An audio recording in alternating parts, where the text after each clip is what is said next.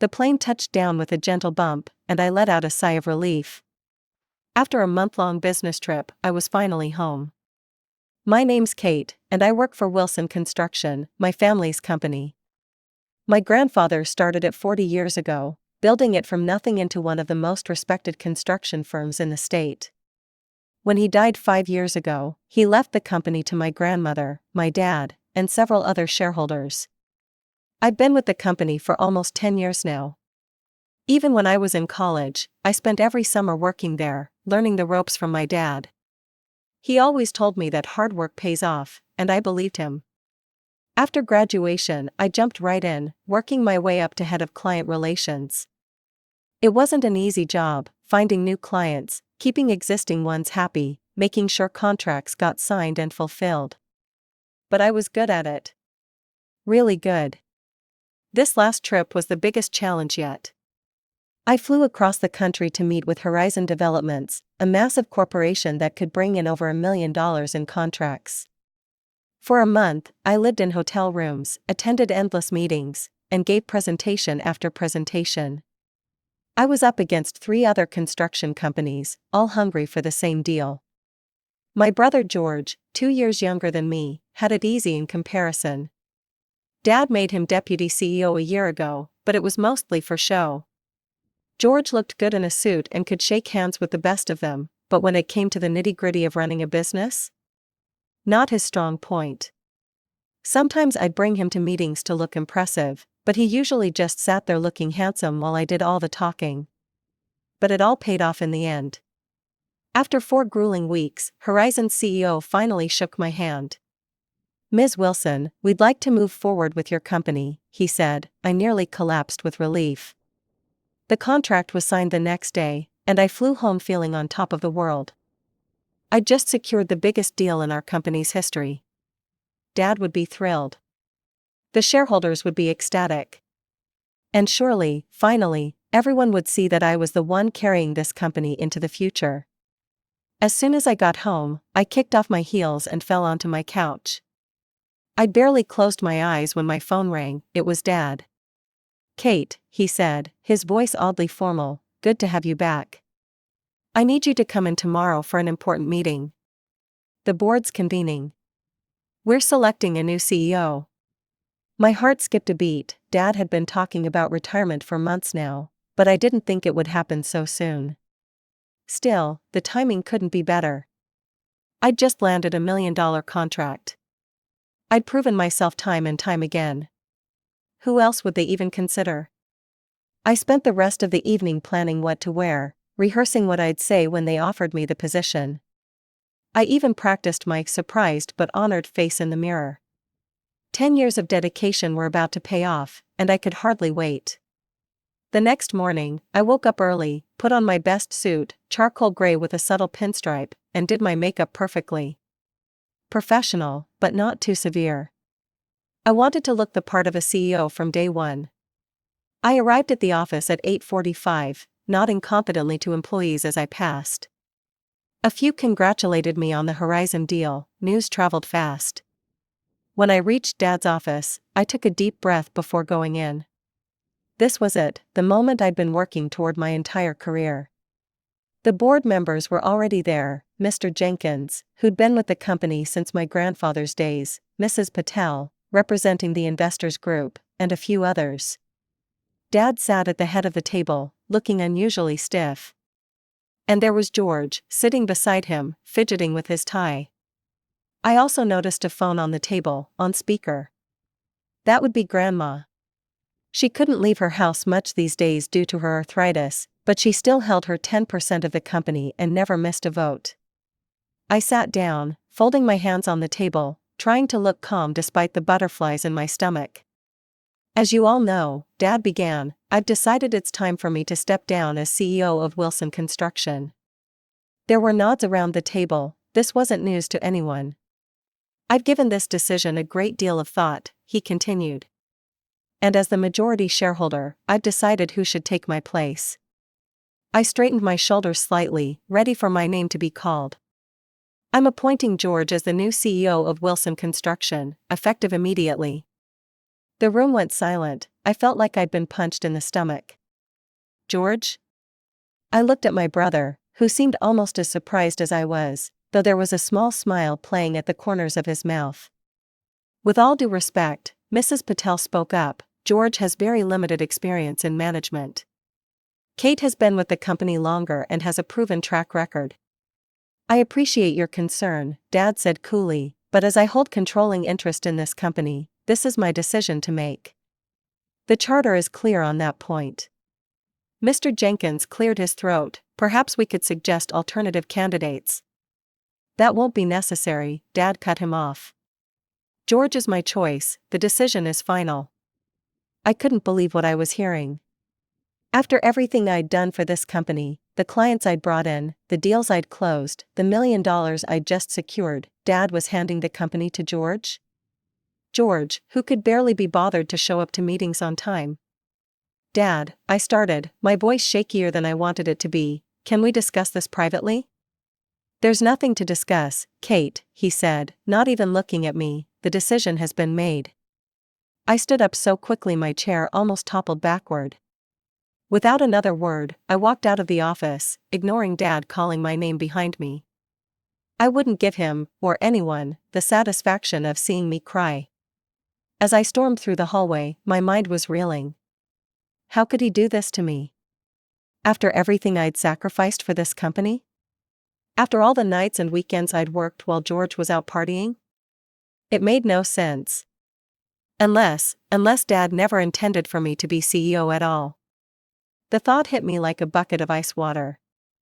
Maybe this had been the plan all along. I barely slept that night. Every time I closed my eyes, I saw the smug look on George's face when Dad named him CEO. I decided to go in a bit later the next day since I had a meeting with the Horizon team to finalize some details. Maybe the extra time would help me cool down. I arrived at the office around 11, nodding stiffly to coworkers who gave me sympathetic looks. Word travels fast in our company. I headed straight to my office, rehearsing what I'd say to Dad and George when I saw them. But when I reached my door and tried my key, it didn't work. I tried again, jiggling the handle, but nothing happened. Someone had changed the locks. What the hell, I muttered under my breath. A knot formed in my stomach as I marched straight to George's office, Dad's old office. I didn't bother knocking. George was sitting behind Dad's massive oak desk, looking through some papers. He glanced up, not even surprised to see me. Why can't I get into my office? I demanded. George leaned back in his chair, Dad's chair, and folded his hands across his stomach. Because it's not your office anymore, Kate. What are you talking about? I've decided that the company no longer requires your services, he said, like he was discussing the weather. Your position has been eliminated. I couldn't believe what I was hearing. You're firing me? After I just brought in $1 million contract? The company is moving in a new direction. George gestured to a cardboard box on a small table near the door. Your things are already packed up. Your final paycheck will be deposited today. I need you to leave immediately. My hand started shaking. Does Dad know about this? It was his idea. That felt like a slap across the face. My own father wanted me gone? After everything I'd done for this company? I wanted to scream. I wanted to throw something. Instead, I walked over and picked up the box of my things. 10 years of my life, packed into one cardboard box. You're making a mistake, I said quietly, both of you. George just shrugged. Security will escort you out if necessary. I left without another word, holding my head high as I walked through the office. I wouldn't give anyone the satisfaction of seeing me break down, not here. But as soon as I got home, the tears came. I collapsed on my couch, hugging the stupid box to my chest, and sobbed until I couldn't breathe. How could they do this to me? My own family? I'd given everything to that company, my time, my energy, my ideas. And this was how they thanked me? Hours later, my phone rang. I almost didn't answer, afraid it was Dad calling to justify what they'd done, but it was Grandma. Kate, her voice was warm and familiar. I heard what happened. can you come over? We need to talk. I'll be right there, I said, wiping away tears. Grandma lived in the same house where she and Grandpa had raised Dad. It was a beautiful old Victorian on the edge of town. When I arrived, she was waiting on the porch, looking frail but determined. "Oh, Kate," she said, hugging me tight, "I'm so sorry." "Did you know," I asked as we went inside, "about George becoming CEO?" She shook her head, "Not until after it happened. They didn't tell me until it was done." We sat in her living room, where nothing had changed since Grandpa died. His pipe still sat in the ashtray beside his favorite chair. "I've made a decision," Grandma said, taking my hand. "I'm transferring my shares to you, 10% of the company." I gasped, "Grandma, you don't have to." "Yes, I do," she said firmly. "Your grandfather built that company for the family, not just for your father. You deserve a seat at the table." She reached for a folder that was sitting on the coffee table and handed it to me. "There's something else you should see." "What is this?" I asked, opening it. "Evidence," she said simply. "John in accounting has been keeping me informed for years. Your father thought I was too old to notice what was going on, but John made sure I knew everything." I flipped through the documents in shock. Bank statements, transfer receipts, tax forms, all showing money being funneled out of the company into shell corporations and offshore accounts. "Dad and George have been stealing from the company?" I whispered. "Your father has," Grandma corrected, "but look at the signatures." I looked closer. Every document was signed by George. My brother had put his name on everything. "These transfers show millions of dollars missing," I said, my shock turning to anger. "They've been siphoning money away from the shareholders for years." "And now you know why your father was so eager to make George CEO," Grandma said. "He needed someone who wouldn't ask questions, who would just sign whatever was put in front of him." "Does George know what he's been signing?" I asked. Grandma shrugged. "You'll have to ask him that yourself." I left Grandma's house with the folder and a new determination. For the first time since being fired, I felt a glimmer of hope. With these documents and Grandma's shares, I had leverage. As soon as I got home, I called George. "What do you want?" he snapped when he answered. "We need to meet," I said. "I have something you need to see." "I'm not giving you your job back, if that's what this is about." "It's not about the job," I said. There was a long silence on the other end of the line. "I only have 15 minutes, he finally said, "and don't you dare beg for your job back." "Wouldn't dream of it," I replied. "Meet me at Cafe Nero in an hour." I hung up before he could argue, then spent the next hour going through the documents again, putting sticky notes on the most damning evidence. By the time I walked into the cafe, I was ready. George was already there, looking impatient. "This better be important," he said as I sat down. Without a word, I opened the folder and spread the documents in front of him. "Do you understand what you've been signing all these years?" I asked. George's face went pale as he looked through the documents. His hands trembled slightly as he flipped through page after page of incriminating evidence. "Where did you get these?" he whispered. I didn't answer his question directly.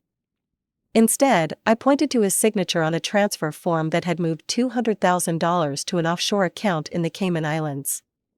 "Do you have any idea what you've been signing?" I asked quietly. George slumped back in his chair, running his hands through his hair. The confidence he'd shown in his new office was completely gone. "Dad always told me to just sign them," he admitted. "When I tried to read through them, he'd get mad. Said it was routine paperwork and I should trust him." I watched my brother carefully as he spoke. He seemed genuinely shocked by what he'd unknowingly been a part of. Dad had been using George all along, setting him up as the fall guy if these financial irregularities ever came to light. George looked at me with desperation in his eyes. He pulled out his phone and showed me dozens of emails and text messages from Dad. "Look at this one," he said, pointing to a particularly damning message. "Just sign it, George. Don't worry about the details. That's my job, not yours." We sat in that cafe for over an hour, all thoughts of his 15 minutes forgotten. By the time we left, we had formed an unlikely alliance. George understood now that he'd been manipulated, and I realized that George wasn't my enemy, he was just another victim of Dad's schemes. Over the next week, George and I worked together in secret. We compiled all the evidence into a comprehensive report, with clear annotations explaining each document.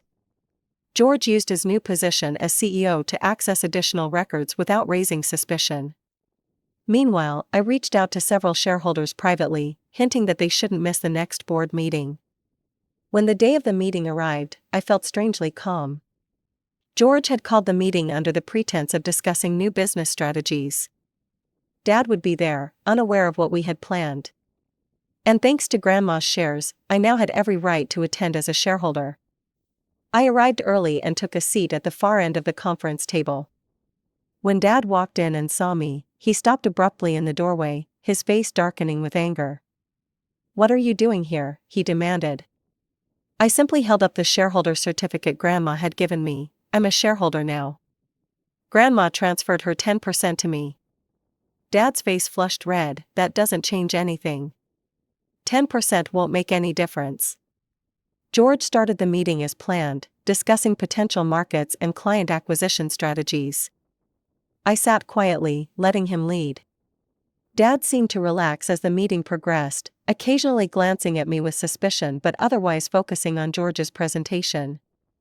Then George nodded to me, and I stood up. The moment had come. I distributed copies of our report to everyone at the table, watching as confusion turned to shock on their faces. "What you're looking at," I explained, "is evidence of systematic tax evasion and embezzlement that's been happening at this company for years." The room was utterly silent as I spoke, everyone riveted by the evidence before them. Dad's reaction came in stages. First came denial. He shouted that the documents were fake, that I'd fabricated everything out of spite. When that didn't work, he clutched at his chest, claiming he was having heart pains. But the shareholders weren't swayed by his performance. Then, in a stunning betrayal, Dad pointed at George. "My son's signature is on every document. I knew nothing about this. George has been operating behind my back." The look on George's face was heartbreaking, the last of his illusions about our father shattered in that moment.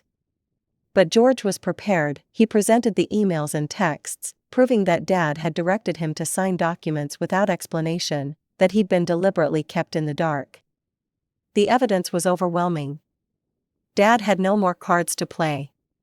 The meeting dissolved into chaos after that. The shareholders were outraged, demanding immediate action. Dad sat silent now, seeming to age a decade in the span of a few minutes as his schemes collapsed around him. The next few days passed in a blur of legal meetings and police interviews. The shareholders united and filed a lawsuit against Dad. George cooperated fully with the investigation, pleading guilty to his unwitting role but providing evidence that proved he'd been manipulated. His cooperation earned him a suspended sentence. Dad wasn't so lucky. Despite eventually making a deal with prosecutors that shortened his sentence, he would still serve actual prison time. His reputation was destroyed, along with any relationship he might have salvaged with George or me. Mom sided with Dad through it all, refusing to believe he'd done anything wrong. She accused me of destroying our family out of jealousy and ambition. "How could you do this to your own father?" she demanded during our last conversation. "He did this to himself," I replied, and he tried to set up George to take the fall. Those accusations hurt more than I wanted to admit, but I knew I'd done the right thing. George, surprisingly, stood by me, cutting ties with Mom just as I had. Through it all, Grandma remained my rock. "Your grandfather built this company on honesty," she told me one evening as we sat on her porch. "You've honored his legacy by refusing to look the other way." A month after the initial revelations, another shareholders' meeting was called. The company's charter had a specific clause addressing misconduct. If any shareholder caused harm to the company, the other shareholders could seize their shares and divide them equally. Dad's controlling interest was redistributed among the remaining shareholders, giving no single person majority control. Then came the matter of leadership. With George's brief tenure as CEO tainted by the scandal, a new chief executive would need to be appointed. One by one, the shareholders turned to look at me. All in favor of appointing Kate Wilson as the new CEO of Wilson Construction, please raise your hand, Mr. Jenkins said. Every hand in the room went up. Even George raised his hand, giving me a small nod of acknowledgement. It was unanimous. Congratulations, Ms. Wilson, Mrs. Patel said, reaching across the table to shake my hand. I think we can all agree this appointment is long overdue. I felt a strange mix of emotions as I accepted their congratulations. This was what I'd worked for all these years, what I'd earned through dedication and hard work. But the circumstances that had led to this moment were far from what I'd imagined. My father was in prison. My mother wouldn't speak to me. Our family was fractured beyond repair. Still, I had a company to run, a company that needed healing and rebuilding after the damage Dad had caused. Thank you for your trust, I told the shareholders. I won't let you down. The following weeks were a whirlwind of activity. There was so much to fix, so many relationships to repair. Our reputation in the industry had taken a hit when news of the scandal broke. Clients were nervous, contractors were wary, and employees were demoralized. My first priority was transparency. I opened the books completely, sharing financial reports with all shareholders and instituting new oversight procedures. No single person, not even me, would have unchecked control over company finances again. My second priority was our clients. I personally called each one, starting with Horizon Developments, to reassure them that Wilson Construction was still the reliable partner they'd chosen. Most stayed with us, though a few needed more convincing. Why should we trust your company after what happened? The CEO of Horizon asked bluntly during one particularly tense call. Because I'm not my father, I replied. And because I was the one who exposed what he did, even though it meant tearing apart my own family. That's how seriously I take our integrity. He paused for a long moment before responding, fair enough. We'll continue with the contract, but we'll be watching closely. George remained with the company, though in a much different role. I'd appointed him as an account manager, a position where he could use his personable nature without access to sensitive financial or legal documents. It was a demotion, but he seemed relieved to have simpler responsibilities. How are you holding up? I asked him one evening as we both worked late at the office. Better than I expected, he admitted. It's actually nice having clear boundaries and expectations. Dad never gave me that. No, he didn't give either of us what we needed, I agreed. We still had a long way to go in rebuilding our relationship as siblings, but working together, as equals now, rather than as rivals, was a start. We'd both been damaged by Dad's manipulation, albeit in different ways. Mom remained steadfast in her anger toward both of us. She visited Dad in prison every week and insisted he'd been framed somehow, despite all evidence to the contrary. Her few messages to me were bitter accusations about destroying the family, usually followed by demands that I use my position to somehow clear Dad's name. She'll come around eventually, Grandma told me during one of our regular Sunday dinners, or she won't. Either way, you did the right thing, and that's what matters. Grandma had become my most trusted advisor. Though she no longer held shares in the company, her wisdom and historical knowledge were invaluable. She'd seen the company grow from its earliest days and understood its values better than anyone. Your grandfather would be proud of you, she said, patting my hand. He always said you had the heart of a leader, like him, not like your father. 3 months into my tenure as CEO, we had our first big win. A major client who'd left during the scandal called to say they wanted to work with us again. They'd been disappointed with their new contractor and heard good things about the changes we'd made. Slowly but surely, we were rebuilding. The company's finances were recovering. Employee morale was improving. We even hired back some of the talented people who'd left during the chaos. The legal cases were mostly settled now. Dad would serve another 2 years in prison. George's suspended sentence required community service and regular check-ins with a probation officer, but he was handling it well. My days were long and challenging, but fulfilling in a way they'd never been before. For the first time, I was leading on my own terms, not trying to prove myself to Dad or compete with George or meet anyone else's expectations. In quieter moments, I sometimes wondered what might have happened if Dad had simply named me CEO from the beginning. Would I have discovered his financial misconduct? Would I have had the courage to expose it? Or would I have been another unwitting accomplice, so grateful for the position that I turned a blind eye to his schemes? I'll never know. But I do know that the company is stronger now, more transparent, more ethical, more sustainable. And perhaps, in some twisted way, that makes all the pain worthwhile. 1 year after taking over as CEO, I stood at the front of our largest conference room, addressing all our employees at our annual company meeting. George sat in the front row, offering moral support. Grandma was there too, insisting she wouldn't miss it despite her arthritis. Wilson Construction was founded on principles of quality, integrity, and family, I told them. We lost sight of some of those principles for a while. But we found our way back, and we're stronger for the journey. As I looked out at their faces, some who'd been with us since Grandpa's days, others brand new to the company, I felt a sense of purpose that went beyond profit margins and construction contracts. This was my legacy now. Not just a job or a title, but a responsibility to all these people who depended on the company for their livelihoods. A responsibility to honor what the Wilson name was meant to stand for.